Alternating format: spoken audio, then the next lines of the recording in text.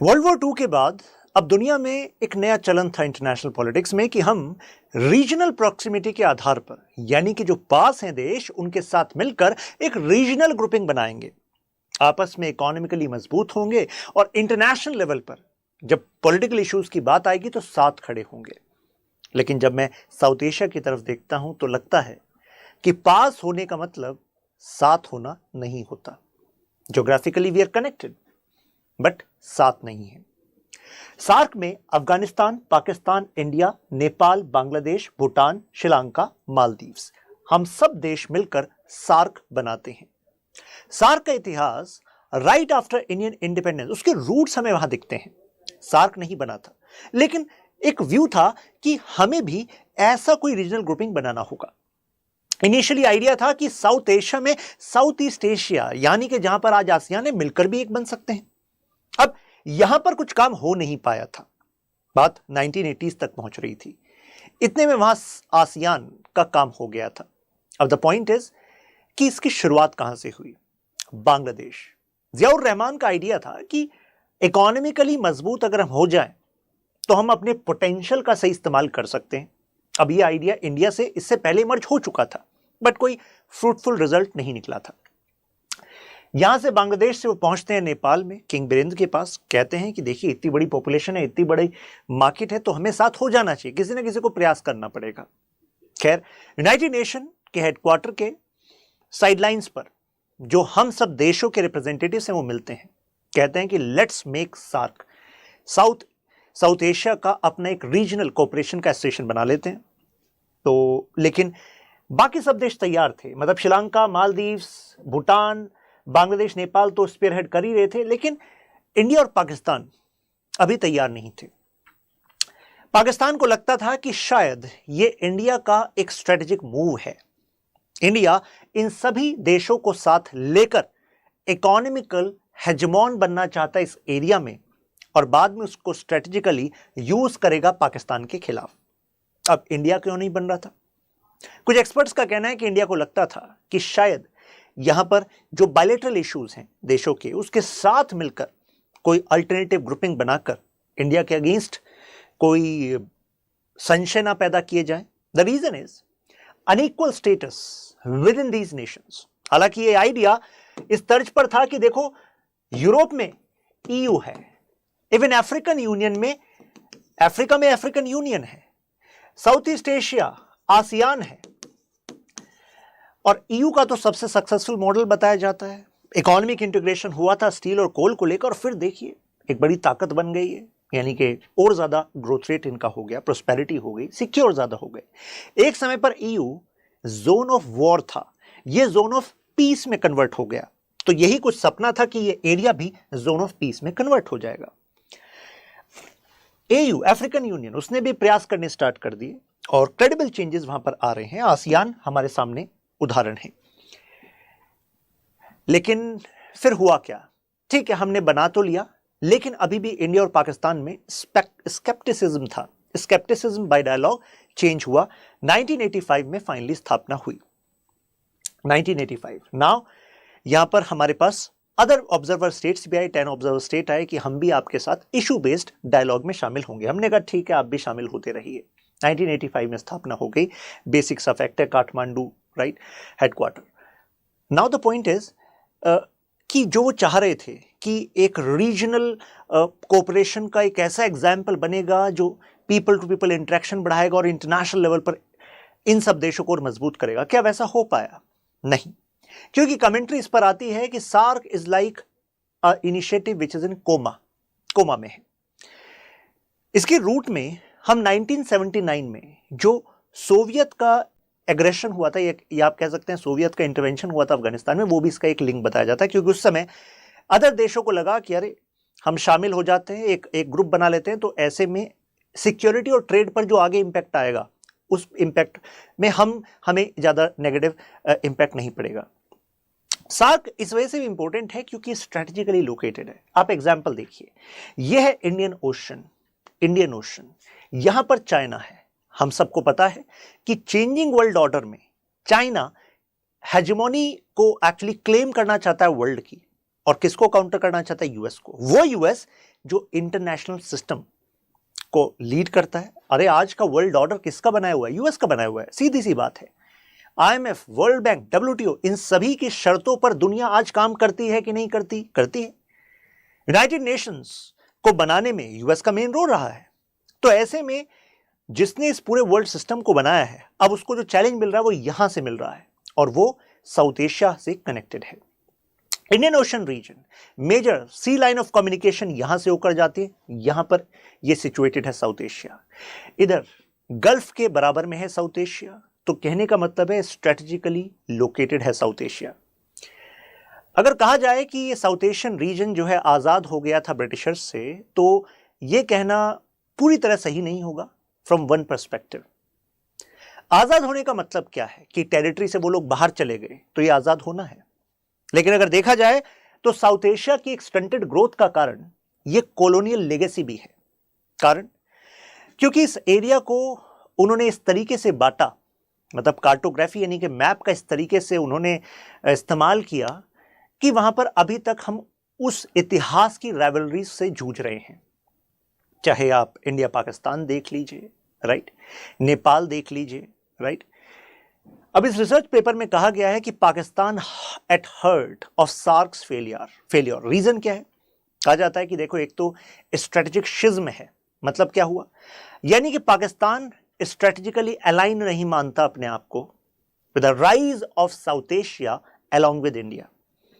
पाकिस्तान आज भी वही एग्जिस्टेंशियल थ्रेट मानता है इंडिया को, और वही दोनों के बीच में राइवलरी चलती है। तो यानी कि यहां पर misunderstandings, misconception in Pakistan using terrorism as you can say a state apparatus, वो एक बड़ा कारण रहा है।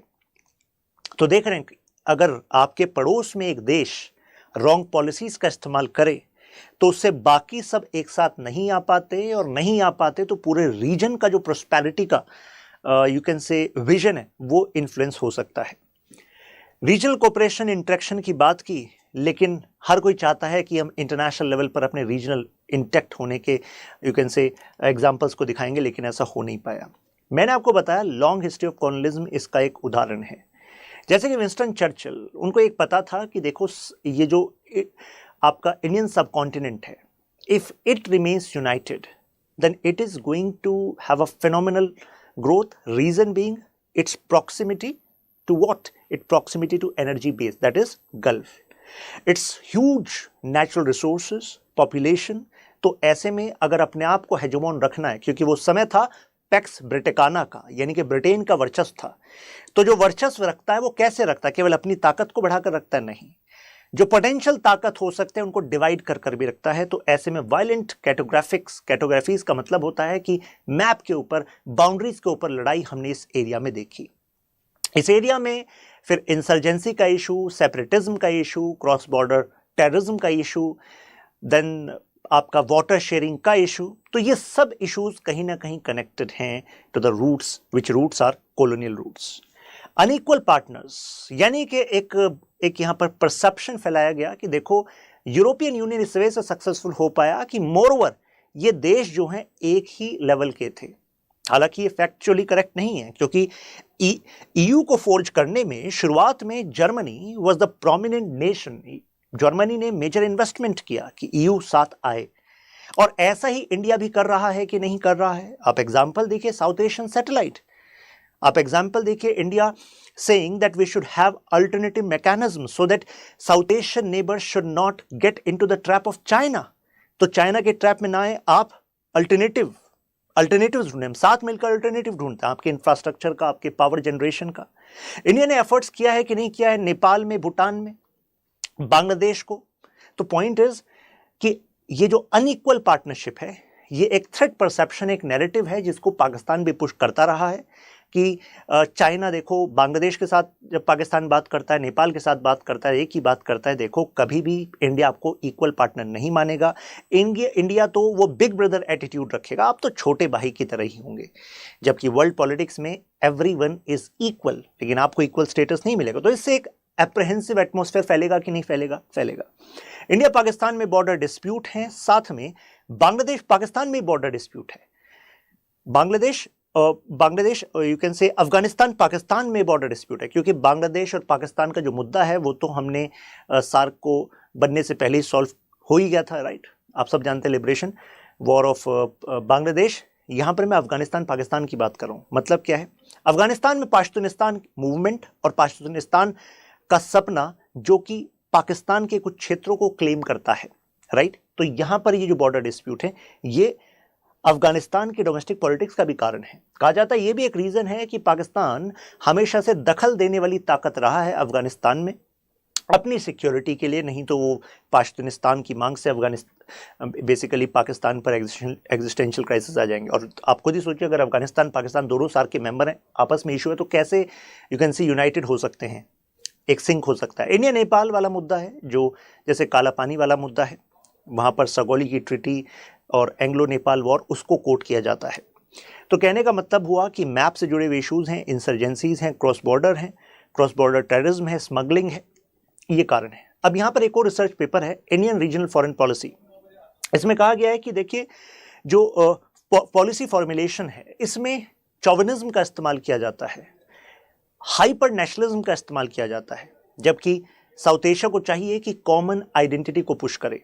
इस रिसर्च पेपर में कहा गया है कि पाकिस्तान अपने आप को इस्लामिक स्टेट पुश करता है, the idea of Pakistan is based on Islamic state, और वो इंडिया को हिंदू स्टेट का आइडिया मानता है। तो यानी कि वो आइडेंटिटी को कॉमन नहीं देखते। अब पाकिस्तान सेम आइडियाज को when they engage with Nepal, Bangladesh, Sri Lanka, so they actually have same narrative that each one of us have our unique, you can say, identity. But अगर कभी भी आपको रीजनल कोऑपरेशन करना होता है तो सेंस ऑफ कॉमननेस रखनी होती है। जैसे अफ्रीकन यूनियन कहा कि हम सब अफ्रीकन हैं, जैसे यूरोपियन यूनियन हम सब यूरोपियन हैं। अरे यूरोप में कल्चर डिफरेंस नहीं है क्या? जी हाँ है कल्चरल डिफरेंस यूरोप में भी, यूरोप में डिफरेंट कल्चर्स हैं, लेकिन साउथ एशिया में यहाँ पर we are having this divisions, not having common you can say identity. तो हम कह सकते हैं पॉलिटिकल डिसहार्मनी है और हर किसी का एक स्ट्रेटेजिक शिज्म है, मतलब स्ट्रेटेजिक अपोजिट्स हैं, राइट। और इस वजह से इंटीग्रेशन जो है अनसर्टेन लगता है, राइट। अब देखिए 1987 के सार्क समिट में regional convention on suppression of terrorism माना गया था कि भाई ये कन्वेंशन है, लेकिन अब आप खुद ही देखिए जब सार्क समिट में ये फैसला हो गया कि suppression of terrorism is our priority, लेकिन फिर भी पाकिस्तान की तरफ से कितने सारे टेररिस्ट ग्रुप्स को सपोर्ट किया गया।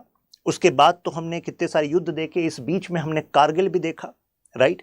तो यानी कि जब क्लियर हो गया कि एक सार्क का मेंबर इस तरीके से कर रहा है और SAARC as a forum is not able to solve it, तो यानी कि सार्क का फेलियर ही हुआ ना। ये यहां पर कोशिश की गई, चलिए प्रेफरेंशियल ट्रेड एग्रीमेंट करते हैं, बात है 1993 की, 1995 में एनफोर्स हुआ, बट पॉइंट इज कि ये बाइंडिंग नहीं था, ये एक्चुअली वॉलंटरी था। अब आप खुद ही सोचिए जो इंटीग्रेशन नहीं है पूरे इस एरिया में, तो क्या ये वॉलंटरी सक्सेसफुल होने वाला था? नहीं। कहा गया कि चलिए आप टैरिफ्स को यानी कि इंपोर्ट ड्यूटीज को ग्रेजुअली रिड्यूस कीजिएगा, बट यहां पर ये नहीं हो पाया। एक और प्रयास किया गया साफ्टा का 2004 में, और काफी देश एग्री हो गए। काठमांडू एग्री था, बाकी देश भी एग्री थे, और इंडिया वाज आल्सो एग्री कि ठीक है हम जो टारगेट उन्होंने दिया है कि 2016 तक हम ग्रेजुअली जो है जीरो इंपोर्ट ड्यूटी लगाएंगे अगर आपस में हमें ट्रेड करना है। तो ये भी बिल्कुल बात क्लियर हो गई थी कि ओरिजिन ऑफ गुड वाले मुद्दे पर वी शुड बी क्लियर। ऐसा नहीं होना चाहिए कि चाइना जो है वो पाकिस्तान में अपनी गुड्स को ला रहा है और पाकिस्तान के थ्रू जो है इंडिया में बेच रहा है, ऐसा नहीं होना चाहिए, राइट, कि चाइना भी फिर जो है जीरो इंपोर्ट ड्यूटी का फायदा ले लेगा। तो ये बातें क्लियर थी, लेकिन पाकिस्तान एग्री नहीं हुआ। लास्ट में पाकिस्तान को लगा कि नहीं हम जो है जियो पॉलिटिक्स को पहले रखेंगे, जियो इकोनॉमिक्स को बाद में रखेंगे, तो फिर ये वाला पॉइंट भी फेल हो गया। तो टेररिज्म भी मुद्दा था, फिर खुद पाकिस्तान की apprehension of keeping geopolitics above geoeconomics. हमें इसमें सोचना चाहिए कि बांग्लादेश एक सक्सेसफुल नेशन रहा सार्क नेशंस में, कारण कि उसने जियो इकोनॉमिक्स को पहले रखा और जियो पॉलिटिक्स को बाद में रखा। Water sharing, boundary issues India और बांग्लादेश के बीच में भी थे, बट वो ग्रेजुअली रिजॉल्व होते रहे। बट यहां पर दिस वाज रॉन्ग। 2017 इंडिया ने ऑफर किया कि चलिए साउथ एशियन सैटेलाइट बनाते हैं, और हम चाहते हैं कि इंडिया की टेक्नोलॉजिकल प्रोनेस अगर हमारे पास है, इसरो है हमारे पास, तो let's give a satellite gift.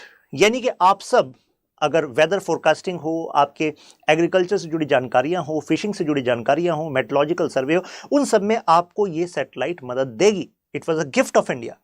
लेकिन पाकिस्तान ने इसको रिजेक्ट कर दिया। पाकिस्तान ने कहा नहीं, हमें मत इसमें गिनना, वी आर सेपरेट। तो means these efforts are being, you can say, sideline. उसके बाद परसिस्टेंट क्रॉस बॉर्डर टेररिज्म हो रहा है, पठानकोट, जम्मू, उरी, पुलवामा, हम कैसे भूल जाएं। तो इन सब के बाद फिर आपने ये सुना होगा, talks and terror do not go hand in hand, कि एक तरफ आप बातचीत की बात करते हैं और दूसरी तरफ वहां से आतंकवादी हमले होते रहते हैं, कैसे ये साथ चलेगा। फिर 2016 में जब इस्लामाबाद में इसकी बैठक थी तो भारत ने कहा हम इसका बहिष्कार करते हैं, सीधी बात। और हमारे साथ अन्य देश भी साथ आए, बांग्लादेश, भूटान, अफगानिस्तान, सबने कहा भाई बिल्कुल ठीक बात है।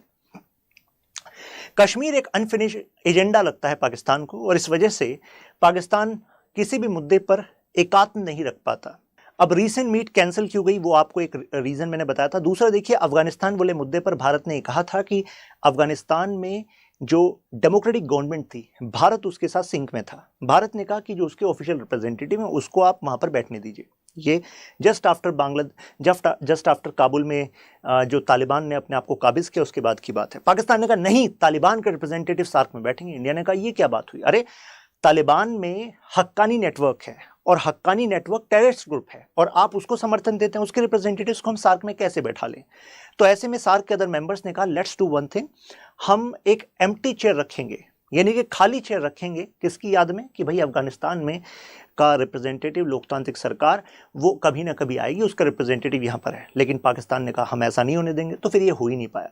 अब सोल्यूशन एक क्या हो सकता है कि सार्क का जो चार्टर है, यानी कि सार्क का जो कॉन्स्टिट्यूशन है, उसमें आर्टिकल 10 का जो सब क्लॉज 2 है वो ये कहता है कि सार्क चार्टर में जो डिसीजंस हैं वो at the level of SAARC only multilateral issues होंगे, यानी कि बायलेटरल इश्यूज को सार्क के फोरम पे नहीं लाया जाएगा।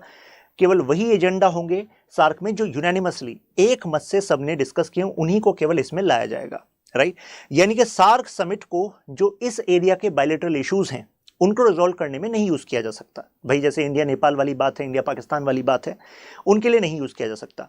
तो आपको ये लगता है कि अगर इसको रिव्यू कर दिया जाए और इसमें लिख दिया जाए कि भाई बायलेटरल इश्यूज को रिजॉल्व करना ये एक स्टेप हो सकता है फॉर द बेटर इंटीग्रेशन, तो this can be a solution, right. हम रीजनल लेवल पर इकोनॉमिक एक्टिविटी को जनरेट कर सकते हैं, आत्मनिर्भर सार्क, इसके सपने पर हम काम कर सकते हैं। मतलब क्या है, यानी कि जब जो रॉ मटेरियल एक जगह से दूसरी जगह, मतलब if you are taking from far then we can take from here only, SAARC में ही, प्लस एक दूसरे की मार्केट का इस्तेमाल कर सकते हैं। तो यानी कि हमारी दूसरों पर निर्भरता को हम कम करने के लिए सार्क का इस्तेमाल कर सकते हैं। कोविड-19 के दौरान भारत ने यहाँ पर लीडरशिप ली। वर्चुअल समिट में प्राइम मिनिस्टर मोदी जी ने कहा कि हमारे पास जो मेडिकल सप्लाईज हैं, वैक्सीन्स हैं, those are available for all SAARC nations including Pakistan. That's what leaders do.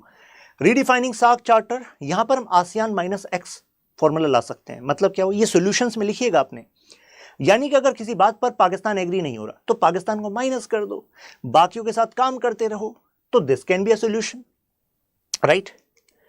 अब देखिए ये क्वेश्चन क्या है, do you think SAARC will get replaced by other sub regional groupings यानी कि BBIN, बिम्स्टेक। तो क्या आपको लगता है अगर सार्क कोमा में है तो चलो फिर हम किसी और इनिशिएटिव का इस्तेमाल करेंगे जिसमें पाकिस्तान नहीं है? Can this B a solution? बताइएगा आप कमेंट्स में आपका क्या मानना है। और ये आपको पता ही है, टेलीग्राम ग्रुप, इंस्टाग्राम, त्यागी लाइव डिस्काउंट कोड। फिर मिलते हैं, जय हिंद। अगर आपको किसी अन्य टॉपिक पर एनालिसिस चाहिए तो you can just put a comment below और you can reach me here, will bring that analysis.